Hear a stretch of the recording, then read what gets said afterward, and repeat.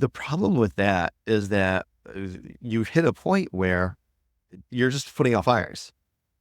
And life becomes putting out fires week by week, month by month. And that doesn't allow you to think forward. Sure. You're always just covering your tail. You're always just surviving and not taking that time to think strategically. And one of the things that we decided as a group is that's important and we need it. And we need to subdivide some of this stuff and give autonomy. So actually, it's my colleague who was the managing partner actually sidestepped into the finance role now. And so I can trust him that he was looking at these numbers, right? And sitting down with the business office monthly and quarterly and watching these things.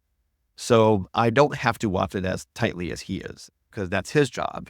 And he's coming to me and letting me know, hey, here's how things look. That frees me up to a quarterback. So he comes in and says, oh, hey, here's how the things are looking. It's been soft. We really should look at bringing in more visits. I can then turn to operations and clinical and say, hey, you know what? We need to work those overdue well tab lists. And that's good because with things gotten soft, we have space in the schedule. Let's go ahead and do that. So that allows me to think bigger picture and think, oh, okay, what can we do about this? Okay. But B, also look forward. Where do we want to be in 2 years and 4 years, 5 years? And there is no crystal ball. You need to at least have even if you have a plan B kind of thing. And where do you think you're going to be in 5 years? You're not ready for retirement. Absolutely not. Absolutely. I'm not going to be. I think I'm sure you guys get hit up every other day by private equity and hospital systems to take you over and so forth. Now that you got a brand new shiny office, it's going to be even more common. Absolutely. Yeah. It's interesting that the pediatricians are the last frontier here in town for the local big organizations, for the hospital systems. They have taken up some of the OBGYN offices, most of the internal medicine offices, only just a couple of the pediatric offices. I don't know if that they see that we're not big margin money makers. There's also always been a more collegial relationship between the private peds and the ivory tower peds than there has been in the other areas of medicine here in town.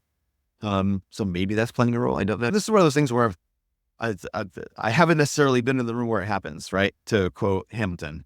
So who knows what's going on behind the scenes here? So it hasn't, those things really haven't from the past up to this point. Are they going to in the future? I'm sure they are. All right. I like to say, this is where the trends are going. And so what does that mean for us? So right now, I mentioned before, we're moving to this new shiny office that has taken up all the oxygen in the room. So, but I think, we move into this office, the dust settles, those are definitely the next discussions we have to have of what are we going to do when those people come knocking and how long you go ladder. Sorry? Kick them out. Don't answer the door.